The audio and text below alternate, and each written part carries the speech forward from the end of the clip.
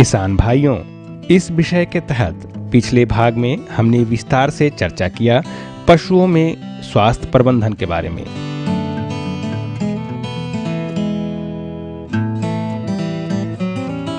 साथ ही प्रबंधन के अभाव में लगने वाली बीमारियों के बारे में भी चर्चा किया गया।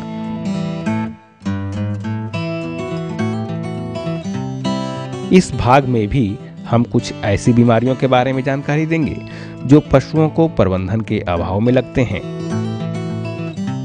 तो सबसे पहले हम बात करेंगे लंगड़ी बुखार के बारे में। यह रोग साधारणतः मौसम परिवर्तन के समय होने की संभावना बनी रहती है।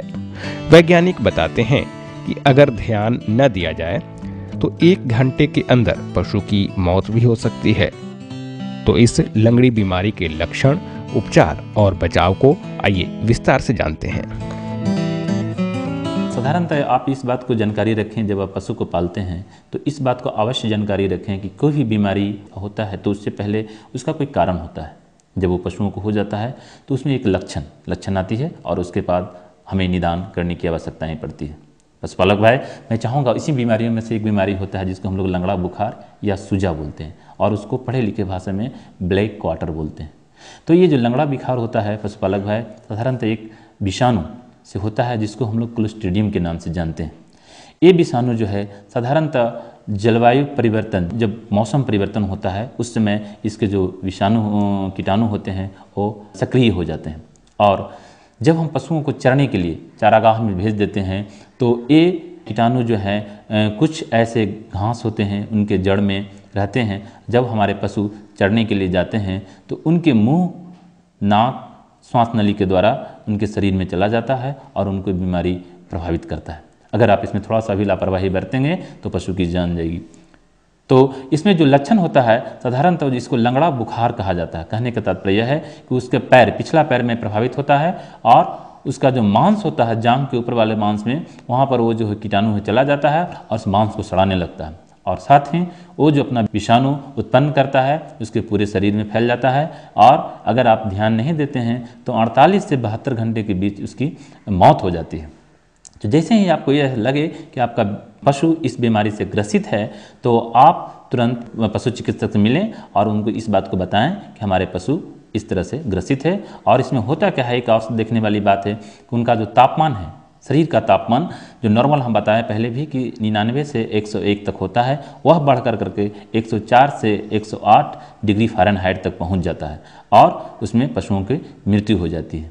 पशुपालक भाई, हम चाहेंगे कि आपको पशु की इस तरह की बीमारी से ग्रसित न हो, इसके लिए आप टीकाकरण की व्यवस्था करें। इस बीमारी के टीकाकरण के लिए हम लोग पशु चिकित्सक जो हैं मानसून प्रारंभ होने से पहले इसकी टीकाकरण किया जाता है और साल में एक बार इसका टीकाकरण अवश्य करानी चाहिए। किसान भाइयों, संक्रमित भोजन से एक और बीमारी पशुओं में लगने का खतरा रहता है जिसका नाम है गलघोंटू।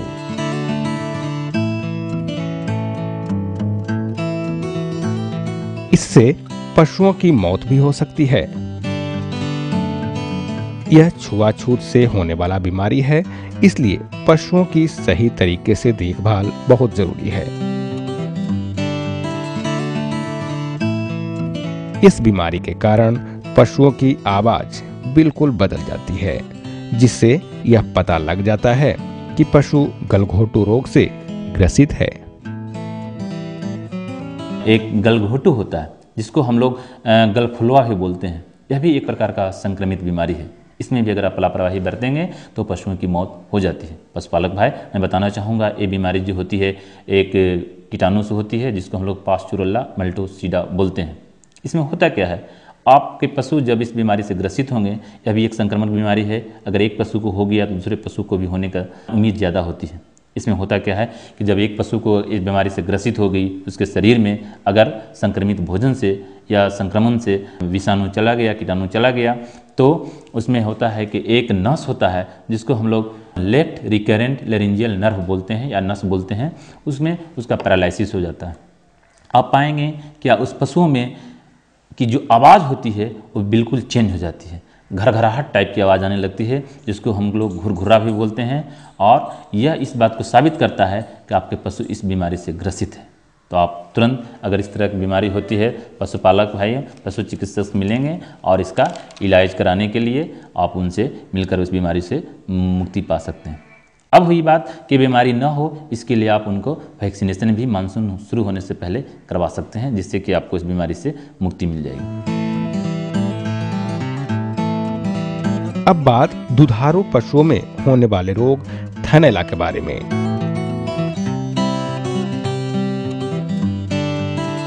इस बीमारी का प्रकोप भी सही प्रबंधन न होने के कारण ही होता है।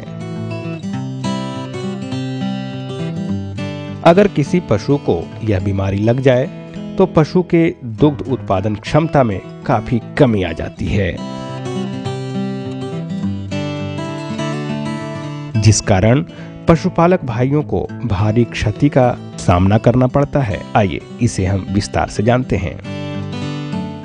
और एक दूसरा बीमारी है जिसको हम लोग थनैला बोलते हैं। यह भी पशुओं को प्रभावित करता है, क्योंकि कोई भी पशु अगर एक गाय और भैंस को पालते हैं, उनका मेन उद्देश्य होता है कि उनका दूध उत्पादन ज़्यादा हो।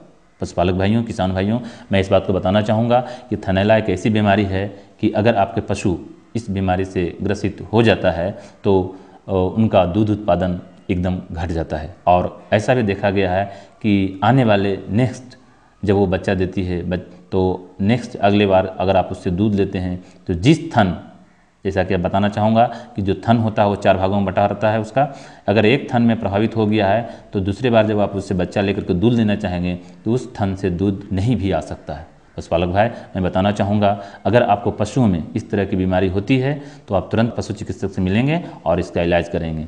अगर आप पशु पालते हैं तो इसका लक्षण आपको देखा ही होगा, जब आप दूध को निकालने जाते हैं उसका थन में सूजन हो जाता है, और थन में सूजन होने के बाद वो जो कीटाणु है धीरे धीरे पूरे थन को खत्म करने लगता है। तो आप तुरंत पशु चिकित्सक से मिलें। अगर उस समय पशु चिकित्सक उपलब्ध नहीं होते हैं तो आप जो है दूध दूहने या दूध दूहने से पहले, दूध दूहने के बाद जो भी पशुपालक दूध को दूहते हैं अपने नाखून को छोटा कर लें ताकि उससे किसी तरह का घात न पहुँचे। और एक लाल दवा होता है जिसको कि दूहने से पहले और दूहने के बाद उसको धो देना चाहिए, जिससे कि होगा कि आपका बीमारी जो है आगे तक नहीं बढ़ेगी। किसान भाइयों, स्वास्थ्य प्रबंधन के अंतर्गत अभी तक आपने जाना प्रमुख संक्रामक बीमारियों के बारे में। अब बात परजीवी के बारे में। परजीवी 2 तरह के होते हैं, बाह्य और अंतःपरजीवी। तो आइए विस्तार से जानते हैं कि आखिर परजीवी होता क्या है और इससे किस तरह की बीमारियां आपके पशु को लगने की संभावना रहती है। और पशुपालक भाई, ये तो बात हुई कुछ संक्रामक बीमारियां की। कुछ बीमारियां परजीवी से भी होता है जो कि अंतः परजीवी होता है और बाह्य परजीवी होता है। बाह्य परजीवी कहने का तात्पर्य है जो कि पशुओं के शरीर के ऊपर चमड़े पर होती है, जो आपस में इस तरह से प्रभावित करता है जिससे कि उत्पादन क्षमता को घटा देता है। और साथ ही साथ कुछ ऐसे बीमारियां हैं जो कि खून तक भी पशु को पहुंचा देता है और वह बीमारी पूरे शरीर में फैल जाती है। जैसा कि आपने सुना होगा सर्रा बीमारी होता है। सर्रा बीमारी है जो कि एक टैबनस, एक मक्खी होता है, उसी को काटने से होता है। अगर वही मक्खी दूसरे को काटता है तो हो जाता है। दूसरी बीमारी एक बेबेसियोसिस आपने सुना होगा, जिसको हम लोग खूनी पेशाब बीमारी भी कहते हैं। ये बीमारी भी एक जो चिचड़ी या किलनी हम लोग गांव देहात की भाषा में बोलते हैं, उसको काटने से होता है। अगर किसी पशु को हो गया तो दूसरे पशु को अगर वही काटता है तो बीमारी होने की उम्मीद ज़्यादा होती है। तो पशुपालक भाई, आप इस बात को ध्यान देंगे कि अगर आपके किसी भी पशु को ये बीमारी हो जाती है तो आप पुनः उसको जो है दूसरे से अलग कर लेंगे और किसी पशु चिकित्सक से मिलकर उसका उपचार कराएंगे। तीसरी बात, कुछ इसमें भी जिस तरह हम लोग उसने टीकाकरण की चर्चा किए हैं, इसमें भी कुछ अंतः परजीवी होता है जो कि पेट में पाया जाता है। उसके लिए आप पहले से ही अगर उसमें कीटनाशक दवाई देते हैं तो उसमें वो कीट उत्पन्न नहीं होता है, और साथ ही वो जो हमारे परजीवी हैं जो कि परजीवी जानवरों के पेट में पाए जाते हैं वो उत्पन्न नहीं होंगे और आपके पशु स्वस्थ रहेंगे। स्वास्थ्य प्रबंधन में आपने बीमारियों के बारे में तो जान लिया, लेकिन कुछ ऐसे भी पहलू हैं या फिर कहें कि कुछ ऐसे वक्त भी आते हैं जिस समय पशुपालक भाइयों को दिक्कतों का सामना करना पड़ता है, जैसे पशु को सांप या बिच्छू काट लेना। इस समय पशुपालक भाइयों को क्या करना चाहिए, इस बात की सही जानकारी अक्सर नहीं होती।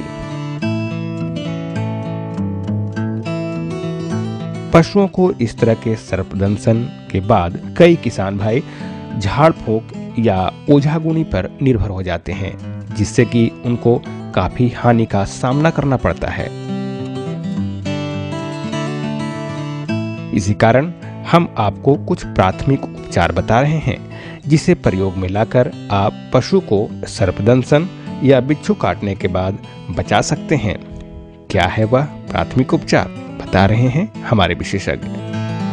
कुछ इस बातों पर भी ध्यान देंगे, जानकारी देंगे कि कभी कभी आप गांव देहात में देखते होंगे किसी किसी पशु को सर्प काट लेता है, बिच्छू काट लेता है। इसके लिए प्राथमिक उपचार में क्या करनी चाहिए। इसके लिए होता है कि आपको तुरंत पशु चिकित्सक नहीं मिलते हैं और आप परेशान हो जाते हैं। अगर सर्पदंश की बात होती है, अगर सर्प किसी को काट लेता है तो तुरंत आप यह करें कि घी हो, अगर घी उपलब्ध नहीं हो, अंडा हो, अंडा को घोल करके पशुओं को पिला दें, जिससे होगा कि उसमें जो उसका विषाणु जो फैलने का जो क्षमता है, जो ज़्यादा है, वो कम हो जाता है और उसके बाद आप जो है किसी भी पशु चिकित्सक से मिल करके उसको आप रोक सकते हैं।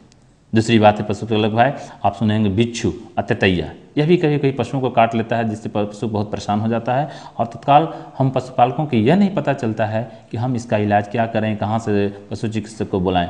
तो मैं सलाह दूंगा कि तुरंत आप उसको क्या करें, नौसादर में गांव में मिल जाता होगा, नहीं तो आप चूना को मिला करके उसमें, या लाल दवा जो कि पहले मैं चर्चा कर चुका हूं, उसको भी मिला दीजिएगा। जिससे होगा क्या कि आपका पशु जो है वहां पर जो उसको बीमारी फैलेगी, जिससे वो परेशान होगा, वो नहीं हो पाएगा और पशुओं का आप जान बचा सकते हैं। तो ये सब बातें हुई पशुपालक भाई, किसान भाइयों, कि इस बीमारियाँ को आप कैसे नियंत्रित करेंगे। अगर आप इस बीमारियों को नियंत्रित करते हैं तो आपका पशु को जो अधिक हानि पहुंचने वाला, उसको जान का खतरा होने वाला है, इससे उसको मुक्ति मिल जाएगी। और साथ साथ हम यही बताएंगे कि जब भी आप पशु को पालें तो इस बात को हमेशा ध्यान दें और उसको स्वच्छता पर ध्यान दें, उसके रख रखाव पर ध्यान दें। ऐसे जगह ना रखें जहाँ पर कि ज़्यादा चिकनाहट हो, उसके पैर फिसलने का चांस हो। इससे होता क्या है कि अगर उसके पैर में डैमेज हो जाती है, फ्रैक्चर हो जाती है, तो आप उसको तुरंत सही रूप से इलाज कराने में सक्षम हो जाइएगा। इसलिए पशुपालक भाई, किसानियों भाई, आज हम जितना भी आपके सामने यह उपदेश जो दिए, इसको आप अमल करें। और अगर किसी तरह से इस बीमारी के बारे में तुरंत आप निदान नहीं कर पाते हैं तो पशु चिकित्सक से अवश्य मिलें और टीकाकरण के बारे में अवश्य ध्यान दें, जिससे कि कोई भी ऐसा बीमारी न हो जो कि प्राण घातक। किसान भाइयों, चलते चलते हम इस बात की जानकारी दे देते हैं कि जिस प्रकार मनुष्य के लिए टीकाकरण जरूरी है, उसी प्रकार पशु के लिए भी टीकाकरण बहुत जरूरी है। हमारे विशेषज्ञ बता रहे हैं कि पशुओं में भी विभिन्न अवस्थाओं में टीकाकरण करवाना जरूरी होता है, जिसकी जानकारी आपको नजदीकी पशु चिकित्सालय से भी मिल सकती है। आइए टीकाकरण पर विशेष जानकारी ले लेते हैं अपने विशेषज्ञ से। जिस तरह हम मनुष्य, हम मानव अपने संतान को टीकाकरण करवाते हैं, यह टीकाकरण जब हम जिस समय बच्चे पैदा लेते हैं तो हमारे डॉक्टर एक रिकॉर्ड देते हैं, जिसको हम लोग टीकाकरण रिकॉर्ड के रूप में जानते हैं। उस टीकाकरण रिकॉर्ड में यह लिखित होता है कि आप कितने दिन पर कौन सी बीमारियों के टीकाकरण करवाएं। पशुपालक भाई, मैं बताना चाहूँगा, उसी तरह पशुओं में भी टीकाकरण एक बहुत अति आवश्यक है। अगर आप एक पशु को पालते हैं, अगर आप पशु को स्वस्थ रखना चाहते हैं, अगर आप पशु से कुछ उत्पादन करना चाहते हैं, तो आपको टीकाकरण अति आवश्यक है। पहले इस तरह का भ्रमण था, बहुत दिनों पहले की बात है कि बहुत किसान भाई टीकाकरण नहीं करवाना चाहते थे।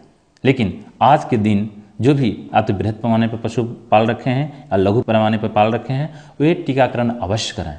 इससे होगा क्या कि कुछ ऐसे प्राणघातक बीमारी हैं पशुपालक भाइयों, अगर आप पहले से उसको टीकाकरण करवा लेते हैं तो उसमें अगर वो बीमारी फैलती है तो जो पशुपालक अपने पशु को टीकाकरण नहीं कराए हैं उनमें इसमें बीमारी होने की ज़्यादा उम्मीद होगी, और जो करा रखे हैं उसमें इस बीमारी नहीं होगी और उसका प्राण बच जाएगा और उसमें किसी तरह का कोई किसी भी तरीके से भी कह सकते हैं उत्पादन में प्रभाव नहीं पड़ सकता है। कहने का तात्पर्य है कि आपका पशु स्वस्थ रहेगा और आप उससे अच्छी तरह से उत्पादन ले सकते हैं। तो आज के दिन में अगर आप एक पशु चिकित्सक से मिलते हैं, जैसे ही आपका पशु पैदा लेती है, जो जन्म देती है किसी बछड़े को, बाछी को, या भैंस रखते हैं तो उसके जो बच्चे को, तो उसके टीकाकरण के बारे में पशु चिकित्सक से मिलें। वो आपको सलाह देंगे कि आप किस किस अवस्थाएं में, किस किस एज में, किस किस समय पर, कौन कौन से समय पर टीकाकरण करवाएं। इससे होगा क्या, आपके पशु स्वस्थ रहेंगे और उससे आपकी उत्पादन क्षमता बढ़ेगी और उसमें किसी तरह की बीमारियां ऐसी नहीं होगी जिससे कि उनका प्राण या लाइफ, जीवन पे असर पड़ सकता है। तो किसान भाइयों, पशु स्वास्थ्य प्रबंधन के अंतर्गत पिछले इन 2 भागों में आपने विस्तार से जाना कि आप अपने पशुओं के स्वास्थ्य प्रबंधन कैसे करें। अगर किसी तरह की बीमारी हो जाए तो लक्षण को कैसे पहचानें और पहचानने के बाद संभावित प्राथमिक उपचार कैसे करें। साथ ही साथ सर्पदंशन या बिच्छू के डंक लगने के बाद भी आपको कुछ उपचार की जरूरत होती है, इसके बारे में भी आपने जाना।